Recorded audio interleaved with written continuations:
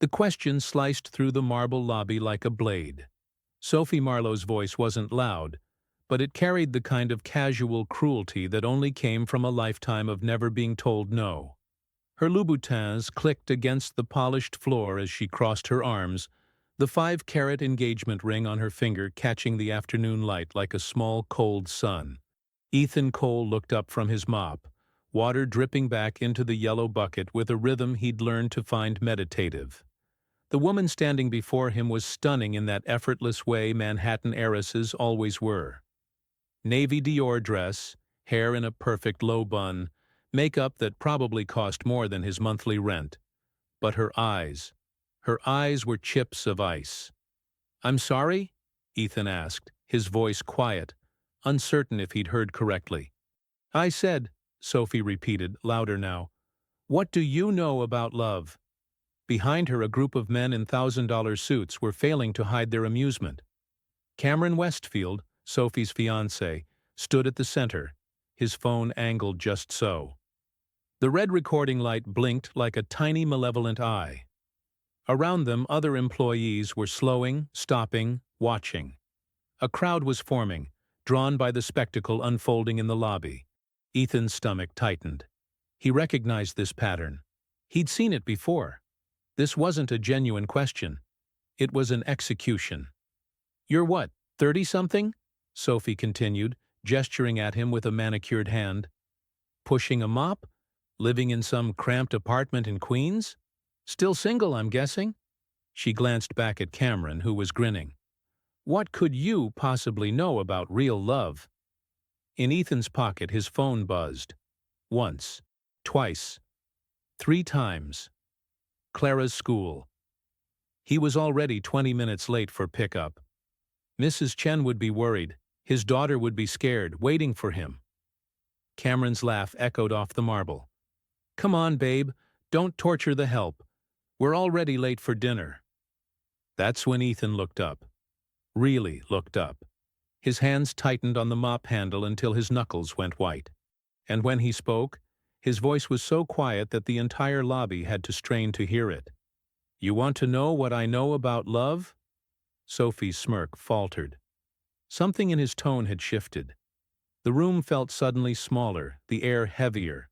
Ethan's jaw tightened. "I know that love is staying awake for 72 hours straight while your wife screams from the chemo. I know it's memorizing every single page of Where the Wild Things Are, because it's the last book that makes your 8-year-old daughter smile.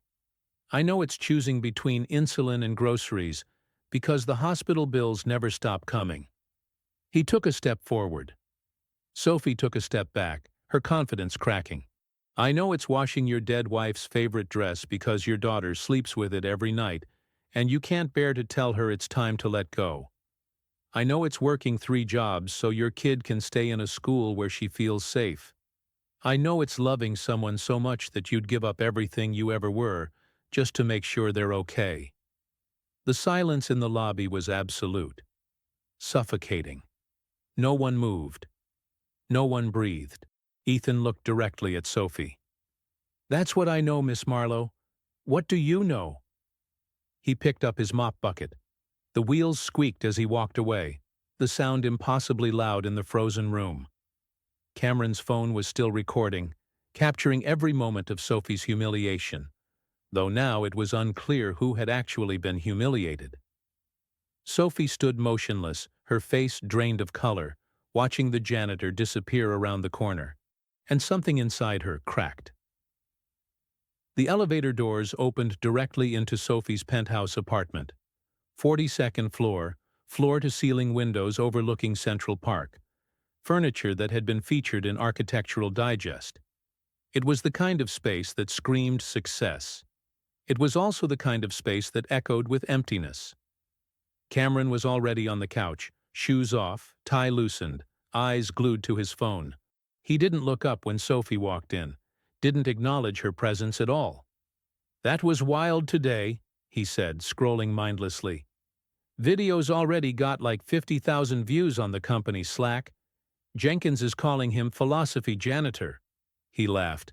Guy's probably going viral. Sophie stood in the doorway, her Birkin bag still on her shoulder, unable to move forward into the apartment. "We humiliated him." "We?" Cameron glanced up briefly. "Babe, you asked the question. I was just there." He went back to his phone without waiting for a response. "Relax. He's fine. Probably used to it." "Used to what?" "You know, being less than." Cameron said it so casually, like he was commenting on the weather or the stock market. "It's not personal. It's just how the world works." Sophie walked to the window, putting distance between herself and Cameron's indifference. Below, the park was a dark sprawl of trees, tiny lights marking the paths where people walked their dogs, held hands, lived their small, unremarkable lives that suddenly seemed more real than her own. "Do you know my favorite book?" she asked suddenly. "What?" Cameron looked up, confused by the change in subject. "My favorite book. What is it?" Cameron frowned. "Is this a test? Because I'm not in the mood for—" "It's not a test. I'm asking if you know." A long pause. Cameron's eyes drifted back to his phone, already losing interest. "Something literary. You studied that stuff at Yale." "What else?" "What else what?" "What else do you know about me?" Sophie turned from the window to face him. Cameron finally set his phone down, irritation flickering across his face. "Sophie, where is this coming from? We have the rehearsal dinner tomorrow. The wedding's in 2 weeks.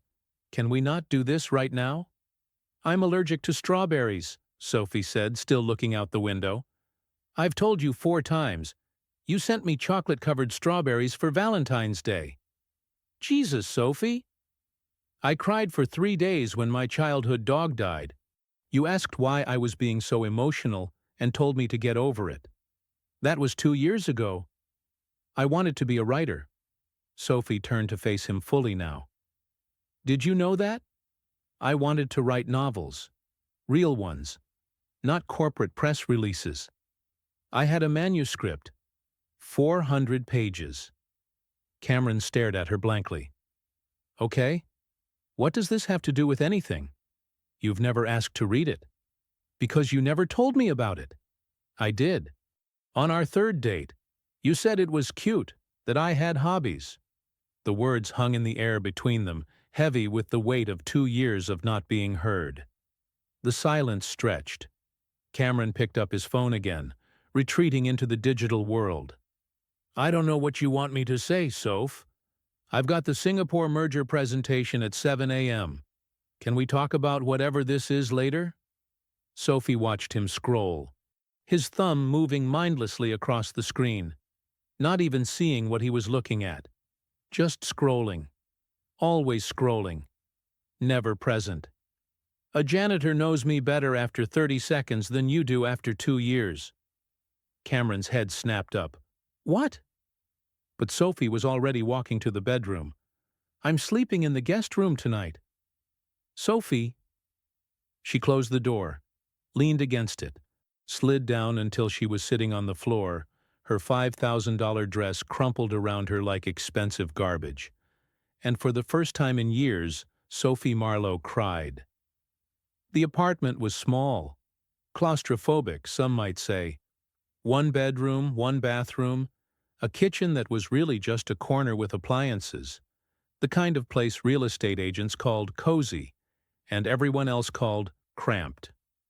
But it was clean, meticulously so, and every wall was covered in drawings, hundreds of them, taped up like wallpaper, all drawn by the same small hand, all depicting the same woman, a woman with long dark hair and a smile that could light up the page. Some showed her reading, some showed her laughing, some showed her with angel wings floating above the world. Clara's memorial to her mother. Ethan stood in the doorway of the bedroom, watching his daughter sleep. She was curled up on her side, clutching a faded blue dress to her chest. Sarah's dress, the one she'd worn to their first date. The one Clara refused to let him wash because it still smelled like her mother, still held some essence of the woman who'd left them too soon. His phone buzzed. A text from his boss at the Uber company. You available tonight? Surge pricing downtown? Ethan looked at Clara, then at the medical bills stacked on the kitchen counter, then at the eviction notice tucked under a magnet on the fridge. 3 days late on rent. The landlord had been patient, but patience had a limit, and they were rapidly approaching it. He texted back, "Yeah, I'm available." He grabbed his keys as quietly as possible, left a note on Clara's nightstand. "Gone to work. Love you, Firefly. See you at breakfast." As he closed the door, he didn't see Clara's eyes open. Didn't see her pick up the note and press it to her chest, as if the words could somehow transfer through paper and skin into her heart. Didn't see her mouth form 3 silent words. "Love you too." Sophie didn't sleep. At 3 in the morning, she was still on her laptop, her 4th cup of coffee going cold beside her. The Google search bar read, Ethan Cole, New York.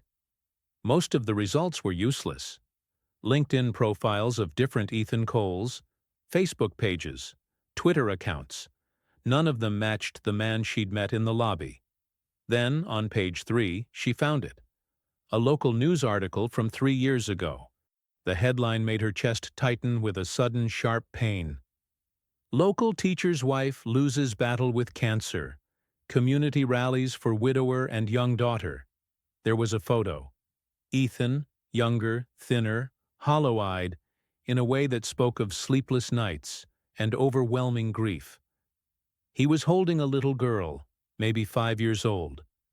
Both of them looked destroyed, like people who'd watched their world end.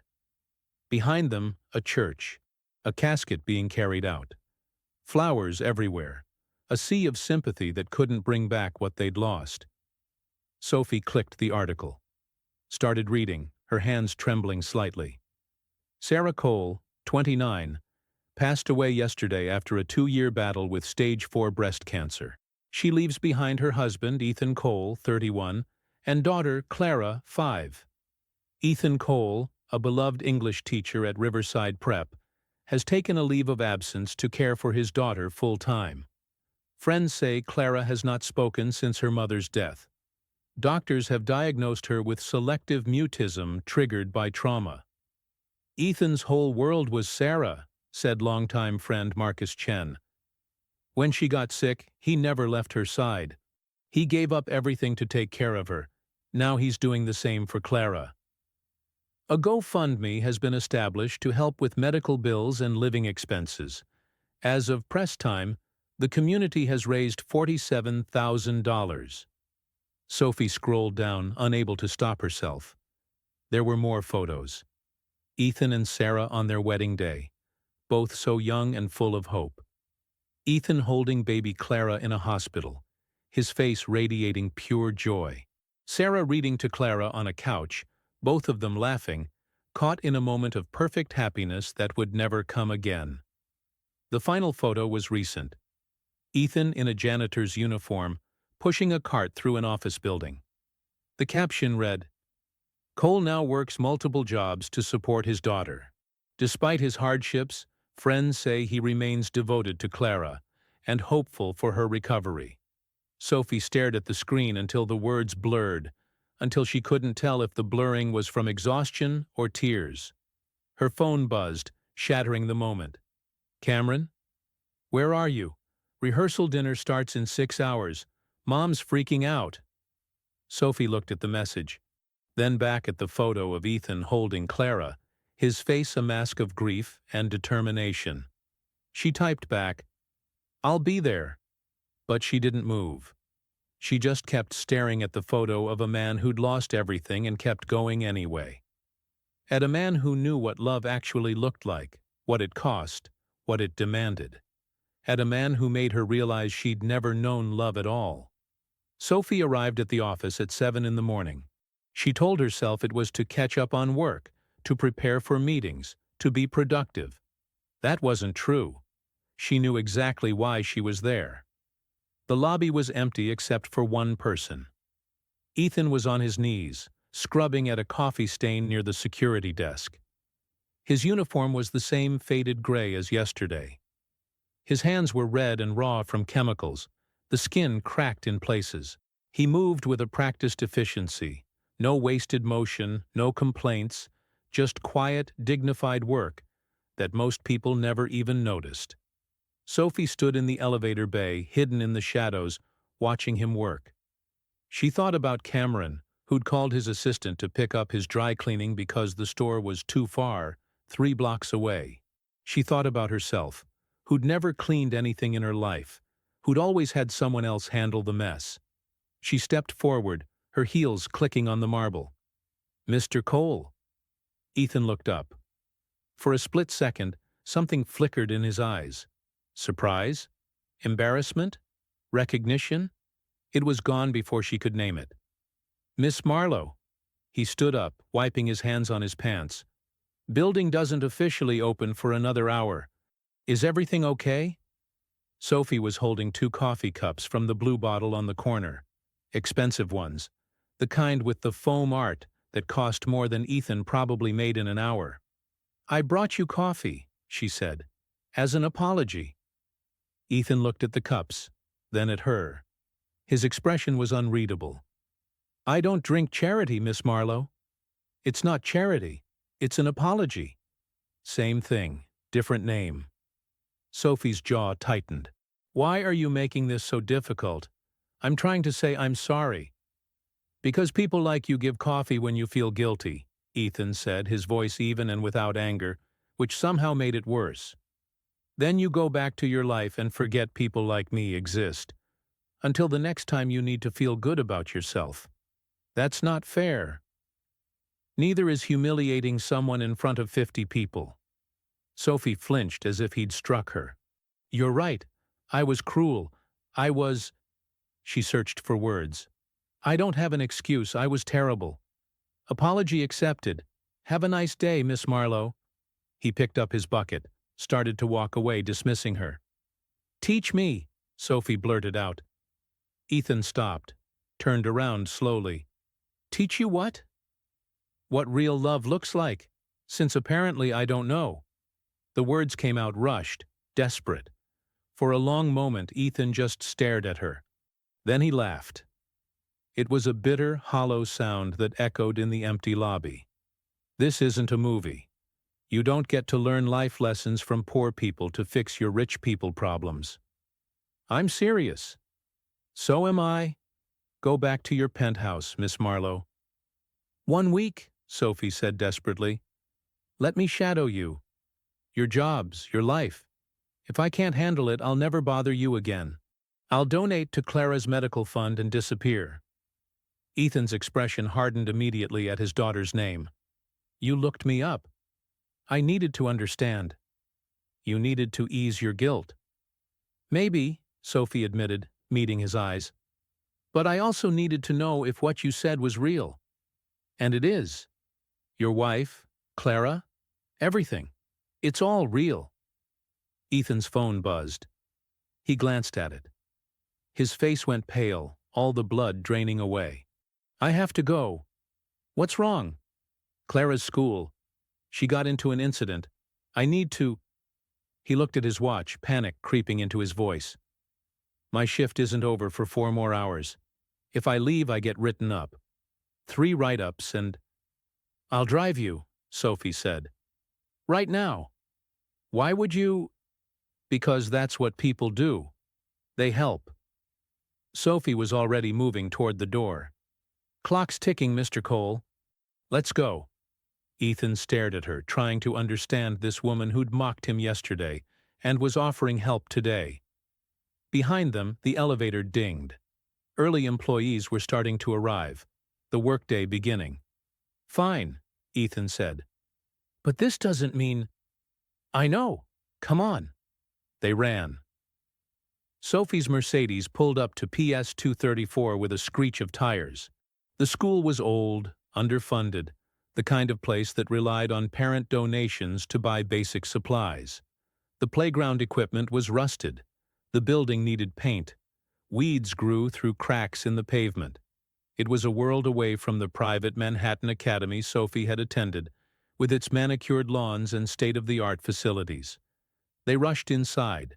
The principal's office was small, cramped, smelling of old paper and stress.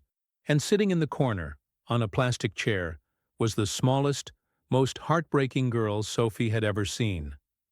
Clara Cole was 8 years old and looked younger. Dark hair in 2 messy braids, oversized glasses slipping down her nose. Her school uniform was clean but worn, the kind of hand-me-down that had seen better days. And her eyes, God, her eyes were ancient, like she'd lived a lifetime of pain in just 8 short years. She wasn't crying, wasn't making a sound. She just sat there, hands folded in her lap, staring at nothing, somewhere far away from this room. "Mr. Cole," the principal, Ms. Rodriguez, said with clear relief. "Thank you for coming so quickly." "What happened?" Ethan was already kneeling in front of Clara, his hands moving rapidly in ASL. Sophie watched, stunned.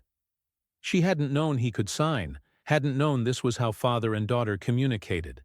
Clara's hands moved in response. Small, precise gestures that Sophie couldn't understand. Ethan's jaw clenched. He looked up at Ms. Rodriguez. "Someone made fun of her mom?" Ms. Rodriguez nodded grimly. "Another student, Marcus Chen from the 5th grade. He said—" She glanced at Clara, lowered her voice. "He said that Clara's mom didn't love her enough to stay alive. That's why she died." Sophie's hand flew to her mouth, horror washing over her. Ethan closed his eyes, took a breath. When he opened them again, he was calm, gentle, everything focused on his daughter. He signed to Clara again, his movements slow and careful. Clara shook her head. "No." "She won't tell me what she did," Ethan said. "But based on the fact that Marcus is in the nurse's office with a bloody nose—" "Clara punched him," Ms. Rodriguez confirmed. "We have a zero-tolerance policy on violence."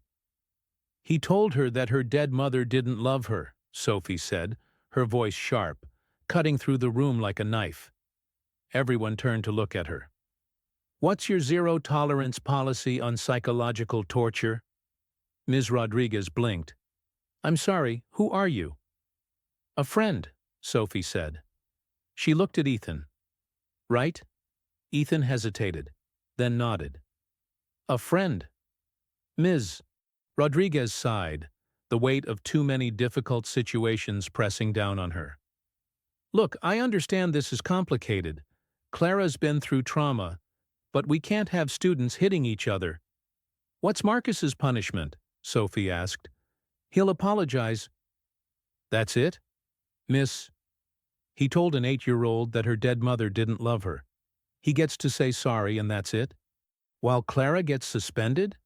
"I didn't say she was suspended." "But you were going to." Sophie crossed her arms. "How much does this school need?" Everyone froze. "I'm sorry?" Ms. Rodriguez said. "For supplies, equipment, whatever you're lacking." "How much?" "We're a public school. We don't accept donations." "Yes, you do. You have a PTA donation fund on your website. I checked in the car. It's at $3,200 for the year. You need $50,000 for basic upgrades." Sophie pulled out her phone. "I'm transferring $100,000 right now, on one condition. Clara doesn't get punished for defending herself against a bully. You get Marcus some counseling about empathy. And you revise your zero-tolerance policy to actually protect vulnerable kids instead of punishing them for finally fighting back." Ms. Rodriguez's mouth opened, closed, opened again. "Miss Marlowe, Sophie Marlowe." She hit send on the transfer. "Check your account in 5 minutes." She turned to Ethan and Clara. "Let's get out of here." The Mercedes was silent except for the hum of the engine. Clara sat in the back seat, a sketchbook on her lap, drawing. She hadn't looked up once since they'd left the school, her pencil moving in steady, practiced strokes across the paper. Sophie was driving. Ethan was in the passenger seat, staring straight ahead, his jaw tight. "You didn't have to do that," he said finally. "Yes, I did. I don't want your money." "It wasn't for you. It was for her." Sophie glanced in the rearview mirror. Clara was drawing a woman with wings, the lines delicate and careful. And for every other kid in that school who's dealing with their own trauma, while the system fails them. Ethan was quiet for a long moment. Thank you. Don't thank me yet. I'm still following through on the deal. What deal? 1 week. I shadow you. Learn what real life looks like. I didn't agree to. You didn't say no either. A sound came from the back seat. Small, soft. Sophie and Ethan both turned, their attention snapping to Clara. Clara was holding up her sketchbook. The drawing showed 3 figures: a man, a woman, and a small girl. They were holding hands, standing together. Above them, written in careful, shaky letters, "Thank you." It was the first time Clara had written anything to someone other than her father in 3 years. Sophie's eyes filled with tears. "You're welcome, sweetheart." Ethan was staring at his daughter, his face a mix of shock and hope and fear. The fear of daring to believe things might get better, that this small breakthrough might lead to more. 1 week, he said quietly. But there are rules. Name them. You don't get special treatment. You do everything I do. Every job, every hour. No phones, no driver, no privilege. Done. And if you quit, you donate $50,000 to Clara's medical fund and you leave us alone. Forever. Sophie met his eyes in the rearview mirror. I won't quit. We'll see. In the back seat, Clara was drawing again. This time, she was adding color to the 3 figures, bringing them to life with careful strokes of crayon. She made the woman's dress blue. Sophie's alarm went off at 5:30 in the morning. She couldn't remember the last time she'd been awake before 8. Her entire body screamed at her to go back to sleep, to sink back into the expensive sheets and forget this insane promise she'd made. She got up anyway. The address Ethan had texted her led to a small apartment building in Astoria. 3rd floor, no elevator. The hallway smelled like cooking and old carpet, a mix of cumin and something Sophie couldn't identify. Sophie, dressed in the only casual clothes she owned, a $400 Lululemon set, felt absurdly out of place, like an alien visiting another planet. She knocked on 3B. Ethan opened the door. He was already dressed in his janitor uniform, looking like he'd been awake for hours. Behind him, the apartment was tiny but impeccably clean, and every wall was covered in children's drawings, hundreds of them, a gallery of grief and love. You came, he said. He sounded genuinely surprised. I said I would. People say a lot of things. There was no bitterness in his voice, just a statement of fact learned through experience. Clara appeared behind her father's legs. She was in pajamas, her hair a mess, still clutching her sketchbook like a security blanket. When she saw Sophie, her eyes widened. Sophie knelt down to Clara's level. Good morning, Clara. Is it okay if I hang out with you and your dad today? Clara looked up at Ethan, seeking permission or reassurance. He nodded. Clara looked back at Sophie and gave a tiny nod. Great, Sophie said, smiling. I hope you're ready to teach me things because I have no idea what I'm doing. The smallest smile touched Clara's lips. First lesson, Ethan said. Breakfast. Clara, show Miss Marlowe where the cereal is. Clara took Sophie's hand. Her grip was small but firm. She led Sophie to the kitchen. It was barely bigger than a closet. The stove was old. The refrigerator made a concerning rattling sound, but everything was organized, labeled, cared for. Clara pointed to a cabinet. Sophie opened it. Inside were 3 boxes of cereal. Generic brands, not the name brands Sophie had grown up with. A half-empty jar of peanut butter. Some crackers. What would you like? Sophie asked. Clara pointed to the Cheerios. Great choice. Sophie pulled down the box, but it was nearly empty. Maybe enough for a small bowl. She looked at Ethan, unsure what to do. He was making coffee in a pot that had seen better days. We shop on Fridays, when I get paid. Today was Wednesday. Sophie's throat tightened. I could… No, Ethan said firmly. If you're doing this, you do it my way. We make do with what we have. He split the remaining Cheerios between Clara and Sophie. A tiny portion each, barely enough to call breakfast. Then he poured water into both bowls instead of milk. We're out of milk, he said simply, as if this were the most normal thing in the world. Sophie stared at her bowl, at the sad little cereal floating in water, at Clara eating hers without complaint, like this was normal, because it was normal. For them. This was their everyday reality. Sophie ate every bite, forcing herself not to show disgust or pity, because that would be an insult to this child who lived this way every day. We tore. They took the subway. Sophie had taken the subway maybe 5 times in her entire life, and never during rush hour. The press of bodies, the smell of sweat and perfume and steel, the noise of screeching brakes and shouted conversations. It was overwhelming. Clara held both their hands, squeezed Sophie's when it got too crowded, when the train lurched and bodies pressed closer. Sophie squeezed back, grateful for the small hand anchoring her. When they arrived at Marlowe Industries, the sun was just coming up, painting the glass building in shades of gold and pink. The building looked different at this hour, emptier, colder, less like the center of power Sophie had always known, and more like just another building. Ethan led them to the maintenance office in the basement. He clocked in, grabbed his cart, checking that everything was in order. Then he handed Sophie a second uniform. You're kidding, Sophie said. You said no special treatment.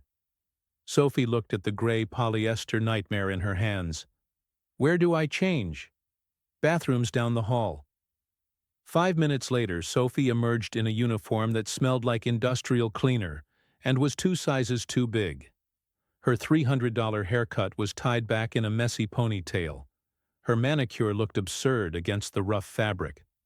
Clara giggled, covered her mouth with her hand. It was the first sound she'd made all morning. I look ridiculous, don't I? Sophie said. Clara nodded, smiling behind her hand. Well, at least I'm entertaining. Ethan handed her a mop. Executive floor, you know it well. Sophie stared at the mop like it might bite her. You want me to clean the executive floor? Problem? That's where my mother's office is. I know. Sophie took the mop, understanding the lesson. You're enjoying this. Little bit. Come on. They took the service elevator to the 40th floor.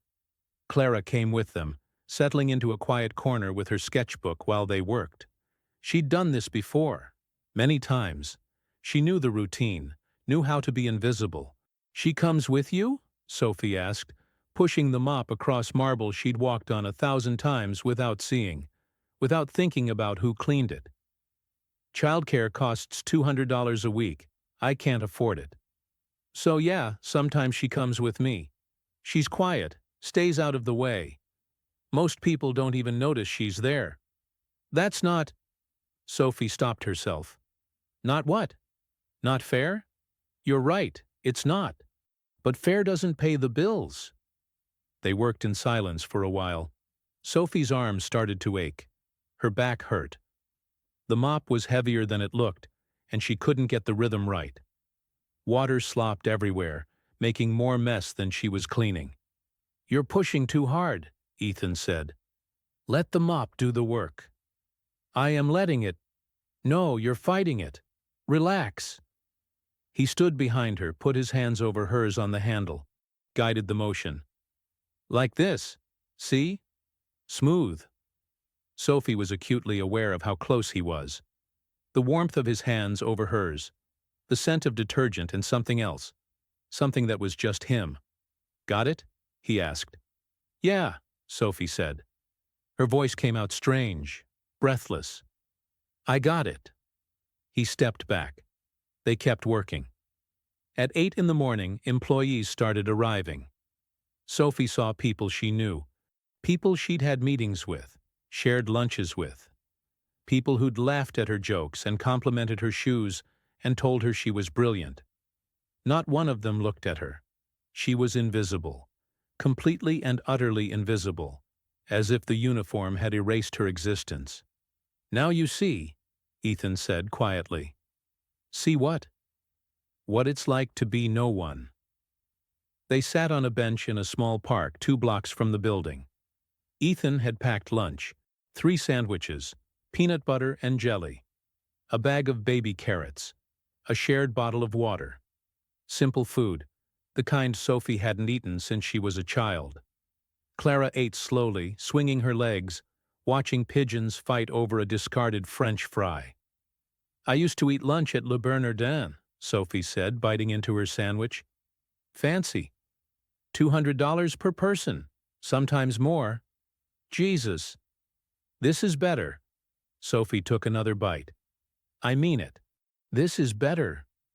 Ethan looked at her skeptically. "You don't have to say things like that." "I'm not. I'm serious. When's the last time you ate lunch with someone who actually wanted to be there? Not because they had to, not because it was a business meeting, but because they wanted to." Sophie thought about Cameron, about client lunches and networking dinners and meals that were really just meetings with food, where every word was calculated and nothing was real. "I don't know. There's your answer." Clara finished her sandwich and curled up on the bench, her head in her father's lap. He stroked her hair absently, automatically, a gesture of pure, unconscious love that spoke of countless times doing exactly this. Sophie watched them. Father and daughter, a complete unit. Nothing else needed.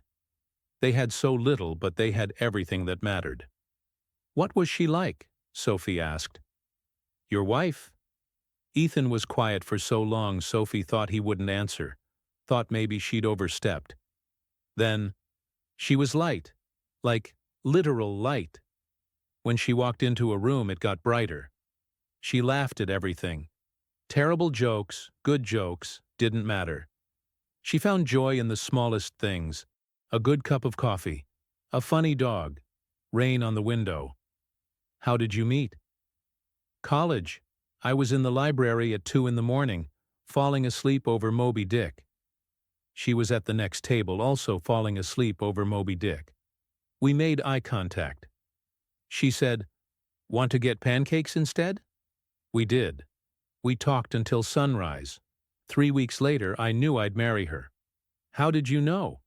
"Because she made me want to be better. Not because I wasn't good enough, but because she made me believe I could be great. That's what love is. It's someone seeing your potential and helping you reach it." Sophie thought about Cameron, about how he made her feel small, manageable, contained, like a problem to be solved rather than a person to be loved. "She sounds perfect." She was human. She got mad at stupid things. She sang off-key. She couldn't cook to save her life. But she was perfect for me. He looked down at Clara, his expression softening. "And she gave me her. So yeah, she was perfect. I'm sorry you lost her." "Me too, every single day." They sat in silence. Clara slept, peaceful in her father's arms. The city moved around them, oblivious to this small moment of connection. "Can I ask you something?" Sophie said. "Shoot. Why did you agree to this? Really, you could have said no." Ethan looked at her for a long moment before answering. "Because when I looked into your eyes yesterday, I saw someone who was drowning. And I've been drowning for 3 years. I wouldn't wish that on anyone." Sophie's eyes filled with tears. "Thank you." "Don't thank me yet. We're only on day 1. Sophie got home at 7 in the evening. Her body ached in places she didn't know could ache. Her hands were raw, the skin red and tender. Her feet screamed with every step, blisters forming in her expensive borrowed shoes. Cameron was on the couch, exactly where he'd been the night before, as if he hadn't moved in 24 hours. "Where have you been?" he asked, not looking up from his phone. "Your mom's been calling." The florist needs final decisions on—" He glanced up, saw her. His eyes widened. "Why are you dressed like that?" Sophie looked down at herself. She was still in the janitor uniform. She'd forgotten to change back, too exhausted to remember. "I was working." "Working? At what, a Halloween party?" He laughed like this was some kind of joke. "At my family's company. Just a different department." Cameron's eyes narrowed. "This is about yesterday. The janitor thing. Sophie, you need to let that go." "I spent the day mopping floors," Sophie said, her voice steady. "The same floors I walk on every day without thinking about. Do you know how hard that is? Do you know how much it hurts? Are you having a breakdown? Should I call someone?" He was already reaching for his phone, ready to solve this problem the way he solved everything, by delegating it to someone else. "I met his daughter, Clara. She's 8. She hasn't spoken in 3 years because her mother died and the trauma stole her voice.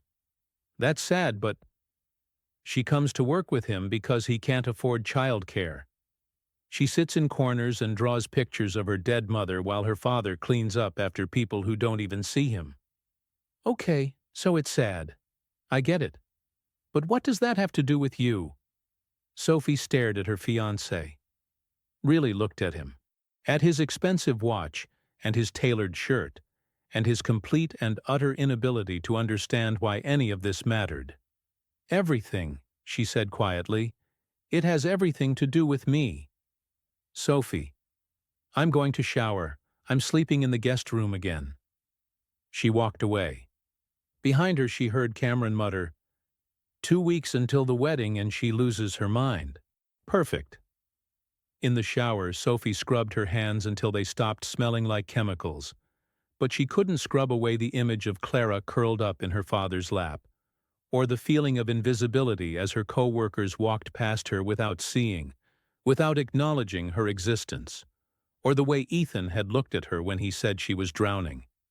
Because she was. She'd been drowning for years, maybe her whole life, and she was finally ready to swim. Sophie stood in front of Mel's diner at 5 in the morning, wearing a cheap polyester uniform that smelled like grease and old coffee. Her hands were shaking from exhaustion or nerves, she couldn't tell. "You don't have to do this," Ethan said. He was standing next to her, Clara holding his hand. "You've already done more than I expected." "You work here too?" "Nights, after the janitor shift. Tuesday and Thursday, 8 in the evening to 2 in the morning. Weekends, I work lunch. Brings in an extra $800 a month." Sophie did the math in her head. "When do you sleep?" "When I can." The diner manager, a woman named Rosie with kind eyes and zero patience for bullshit, looked Sophie up and down with the assessing gaze of someone who'd seen it all. "You ever waitressed before, honey?"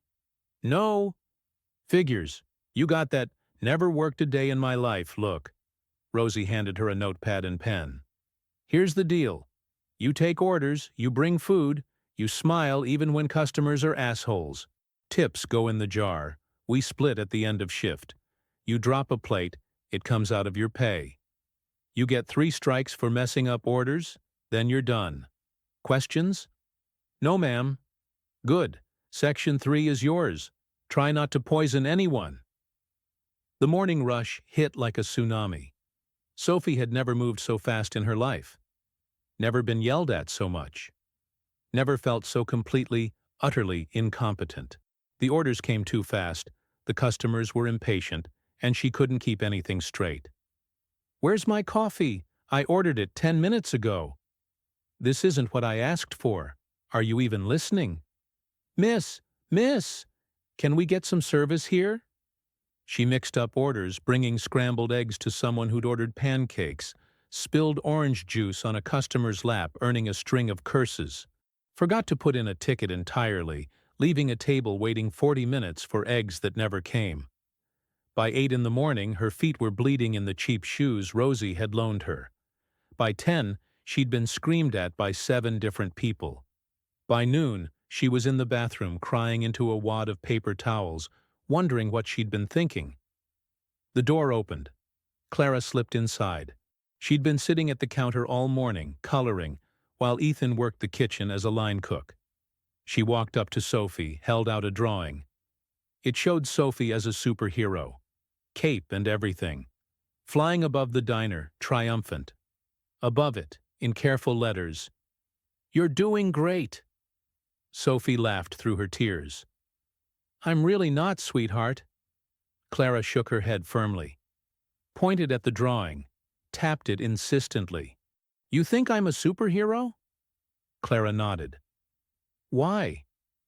Clara held up 3 fingers. Pointed at Sophie. Pointed at herself. Pointed at Ethan through the door window, visible through the small round window.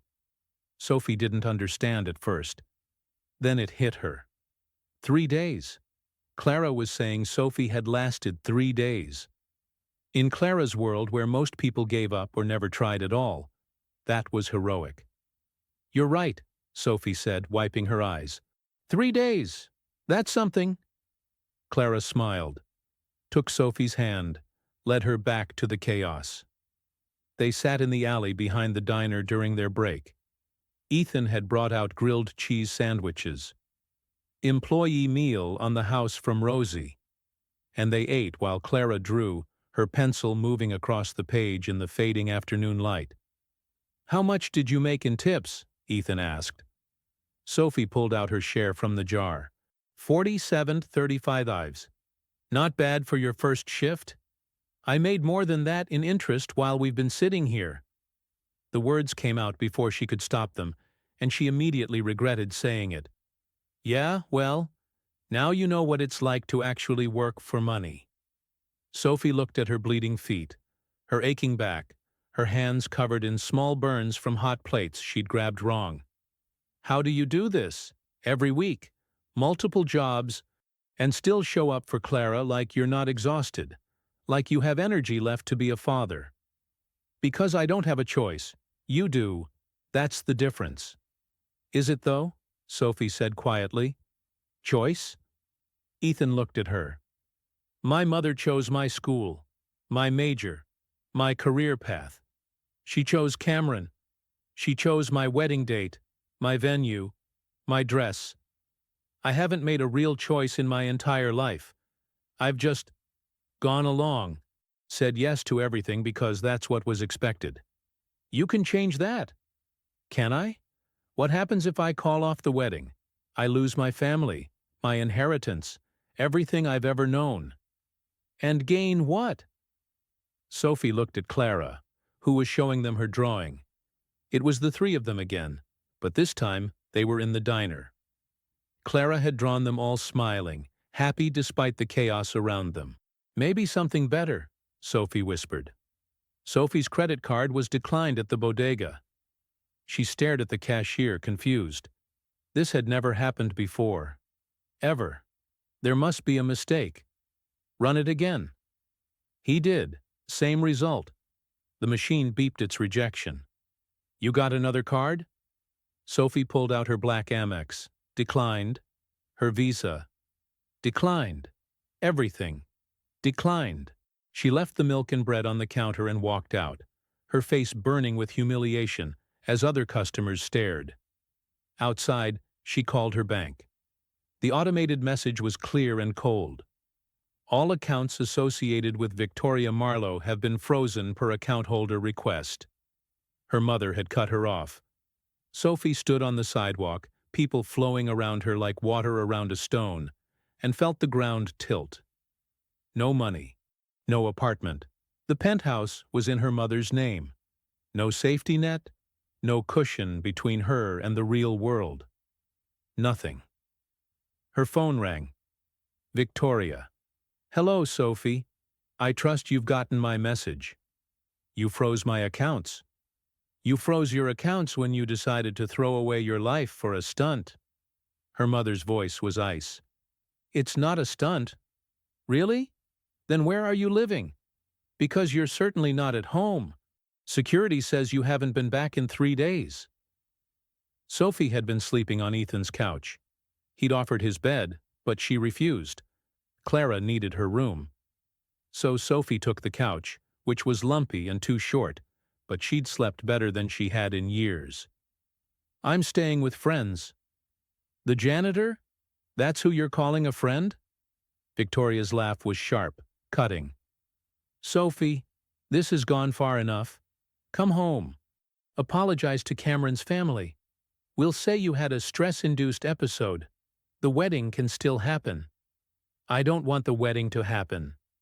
Silence, long and heavy. Excuse me? I don't love him, Mom. I don't even like him that much. Love? You think love matters in a marriage like this? Victoria's voice was incredulous. Grow up, Sophie. Cameron is a strategic alliance. His company, our company, together, we'll be unstoppable. What about my happiness? Happiness is for people who can afford it. You want to be happy? Fine. Do it on your own dime. Mine is closed. The line went dead. Sophie stood there, phone in hand, and realized something. She was free.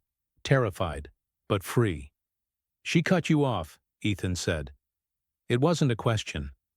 Completely. Bank accounts, credit cards, apartment, everything. Sophie was sitting at the tiny kitchen table, hands wrapped around a mug of tea that had gone cold. I have $63 in cash. That's it. That's all I have in the world. Clara was in her room, allegedly sleeping, but Sophie knew she was listening. The walls were too thin for secrets. What are you going to do? Ethan asked. I don't know. I've never not had money. I don't know how to exist without it. Now you know how the other 99% lives. Sophie looked up at him. Are you enjoying this? Which part? Watching you lose everything? No, watching you finally understand what real life looks like? Little bit.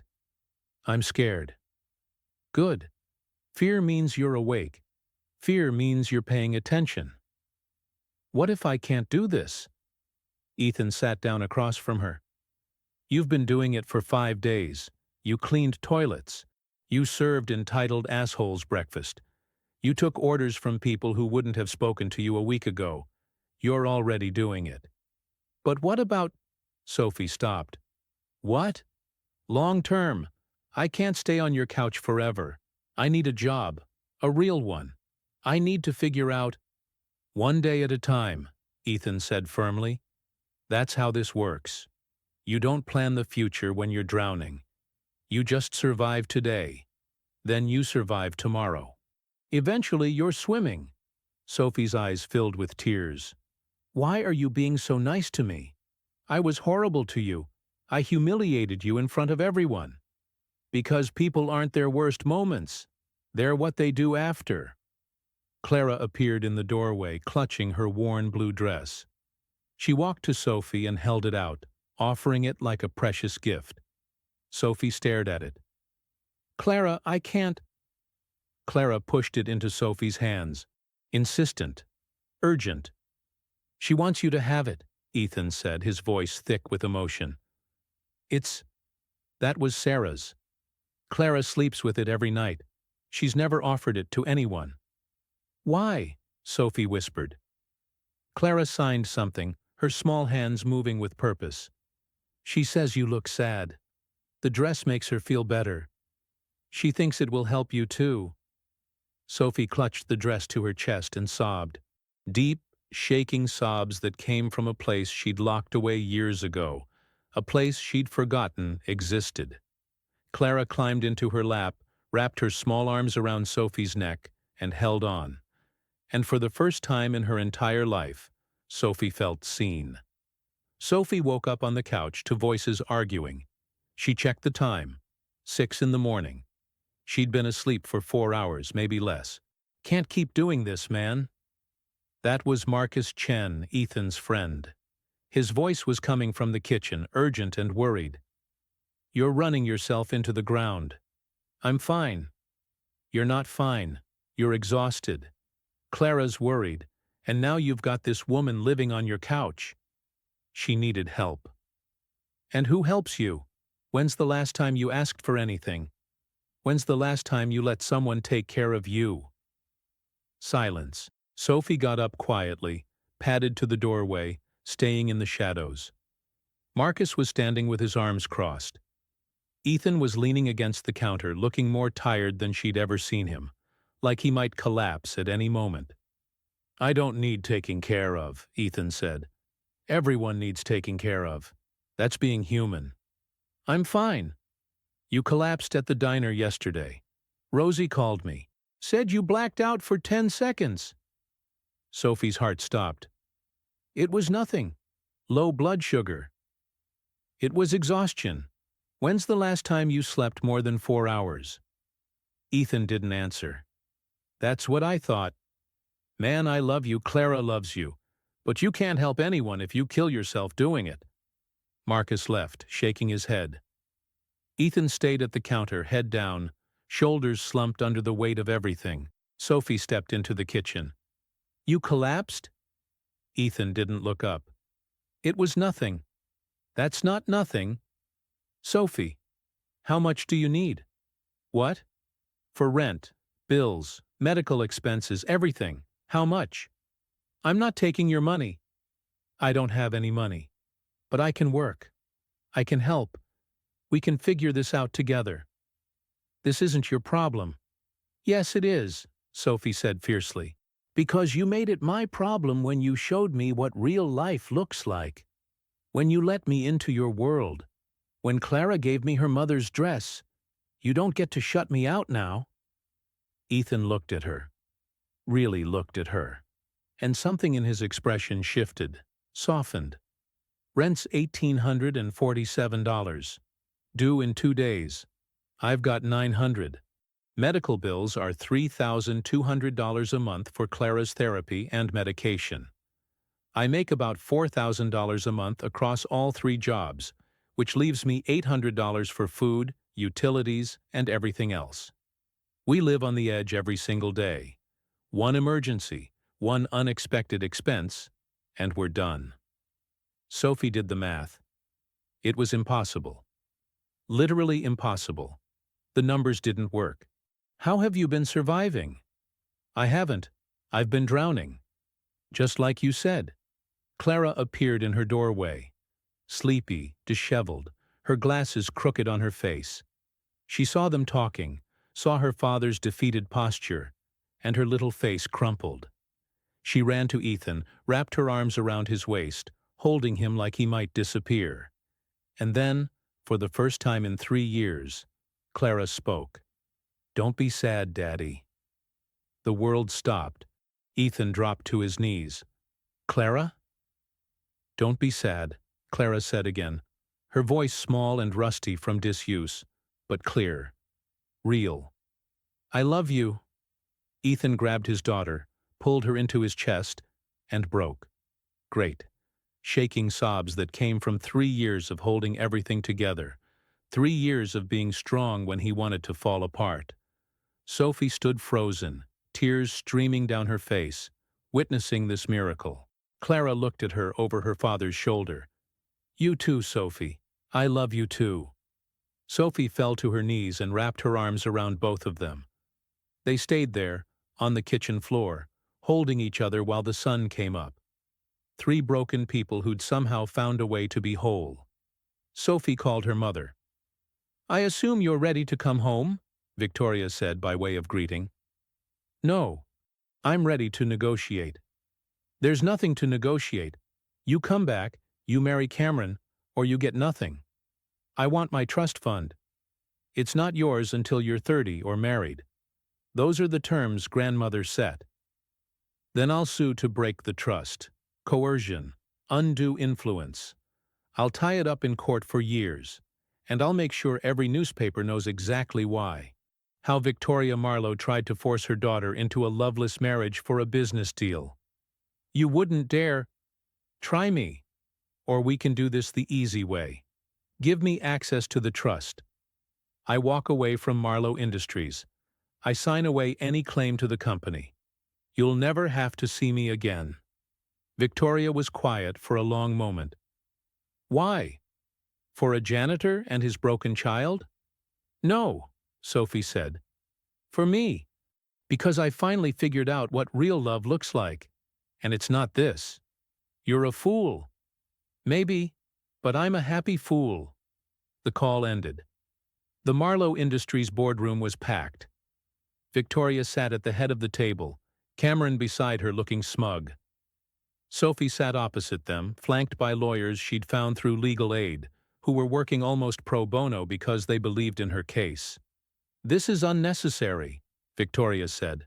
"We could have handled this privately." "You made it public when you froze my accounts," Sophie replied. "Now it's public." The lawyers presented their case. Sophie was entitled to her trust fund, established by her grandmother, with explicit instructions that it couldn't be withheld for personal reasons. Victoria had violated those terms by using financial control to coerce Sophie into a marriage. The trust was worth $47 million. The board voted, unanimously in Sophie's favor. Victoria had overstepped, and even the board members loyal to her couldn't ignore the legal reality. Victoria's face was stone. "You're making a mistake." "No," Sophie said, standing. "I'm fixing one." She walked out of the building she'd spent her entire life preparing to inherit, the building where her story with Ethan had begun. And she didn't look back. The community center in Astoria was small but filled with light. The sign above the door read, "Marlowe Cole Learning Center, free tutoring and childcare for working families." Inside, Ethan was teaching a literature class to a group of kids. Not because he had to, because he wanted to. Because Sophie's trust fund had given him the freedom to do what he loved again, to be the teacher he'd always been meant to be. Sophie was in the next room, running the administrative side. She'd learned bookkeeping, grant writing, fundraising. She'd learned how to make things work with limited resources, how to stretch every dollar. She'd learned how to live. Clara was in the art room, teaching younger kids how to draw. Her voice was still quiet, still careful, but it was there. Strong, real, growing stronger every day. At 5 in the evening, Sophie found Ethan in his empty classroom, erasing the whiteboard. "Hey," she said. "Hey, yourself. Ready to go home?" Home. Ethan's cramped apartment had been replaced by a small house with a yard. Nothing fancy, but it was theirs, all three of them. "Yeah," Ethan said. He put down the eraser, walked to her. "You know what today is? Thursday? It's been exactly 1 year since you asked me what I knew about love." Sophie smiled. "And? What's your answer now?" "I know that love is someone seeing you at your worst and staying anyway. I know it's building something together from nothing. I know it's—" He cupped her face gently. "It's you. Teaching me that it's okay to let someone help. That I don't have to do everything alone. And I know," Sophie said, "that love is someone showing you who you could be and believing you can get there. It's choosing someone every day. Not because you have to, because you want to." They kissed, soft, sweet, full of everything they'd been through and everything they'd built together. "Gross," Clara called from the doorway, grinning. "Get a room." They laughed. "Come on, Firefly," Ethan said. "Let's go home." Sophie stood in the lobby of Marlowe Industries. It had been 2 years since she'd been here. The building looked the same. Marble floors, glass walls, the scent of power and money lingering in the air. But she was different. She was here for a meeting with Victoria. A truce of sorts. Victoria had requested it. "Business?" she'd said. Nothing more. Sophie took the elevator to the 40th floor, walked into her mother's office, memories flooding back. Victoria was at her desk. Older, grayer. Tired in a way Sophie had never seen before, as if the weight of the company had finally caught up with her. "Thank you for coming," Victoria said. "You said it was important." "It is." Victoria slid a folder across the desk. "Your father had another heart attack. Massive. He's stable now, but the doctors say he has maybe a year, 2 if he's lucky." Sophie's breath caught. "I should go see him." "He'd like that, But that's not why I called you here. Victoria's voice cracked, the ice finally melting. I was wrong. About everything. About what mattered. About what real success looks like. Your father reminded me.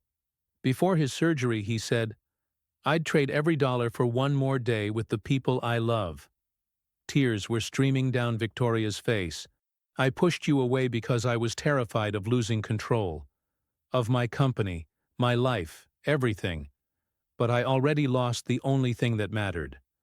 I lost my daughter. Sophie's own eyes filled with tears. Can you ever forgive me? Victoria whispered. Sophie walked around the desk, pulled her mother into a hug. I forgive you. They held each other and cried for everything they'd lost, and everything they still had time to fix. Hola. The wedding wasn't at the plaza. It was in the community center. The same place where Sophie and Ethan had built their new life together, surrounded by the people who'd become their real family.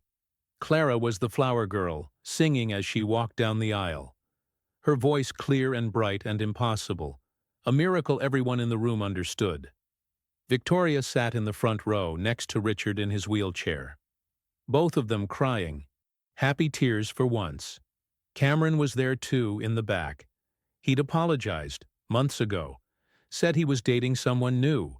Someone who called him out on his bullshit. Kind of like you did, he'd said with a rueful smile. And Ethan stood at the altar watching Sophie walk toward him. She wasn't wearing a designer gown. It was simple, cream-colored, borrowed from a friend. She was beautiful. Dearly beloved, the officiant began. But before he could continue, Sophie held up her hand. Wait, I need to say something first.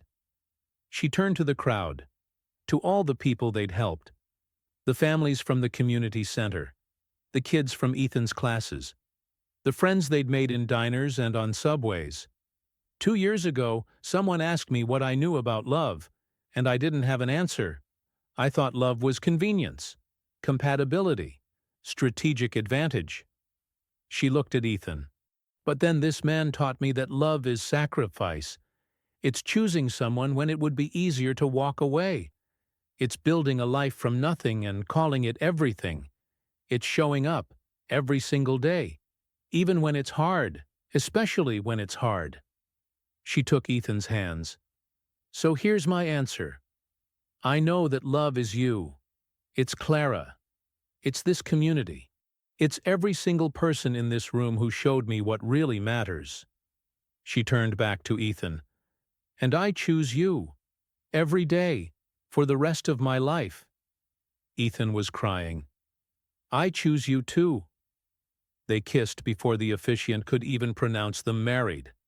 The crowd erupted in cheers. Clara threw flowers in the air. And somewhere in the back of the room, the janitor who'd replaced Ethan smiled and thought, love. That's what it looks like. Yerfoch. Epilogue. The Marlowe Cole Foundation now operates 47 community centers across New York, providing free education and child care to over 10,000 families. Clara Cole, age 13, published her first children's book, The Girl Who Found Her Voice. Ethan Cole's poetry collection, What Love Knows, spent 32 weeks on the bestseller list. Sophie Marlowe Cole serves as CEO of the foundation, drawing a salary of $1 per year. They still live in the same small house in Astoria. Victoria Marlowe reconciled with her daughter and now volunteers at the foundation 3 days a week. Richard Marlowe passed away peacefully 2 years after the wedding, surrounded by family. His last words were, "She chose right." Love, it turns out, was never about what you have. It was always about who you become. The old Marlowe Industries lobby. But now there's a bronze plaque on the wall. What do you know about love? Love is showing up. Love is sacrifice. Love is seeing someone and staying. Love is choosing every day. In memory of Richard Marlowe, who taught us that the only thing worth building is a life that matters. And in honor of every person who works in the shadows, unseen but essential. We see you. Below it, a photo. Ethan in his janitor uniform, Clara in his arms, both smiling, and Sophie, kneeling beside them, finally part of something real.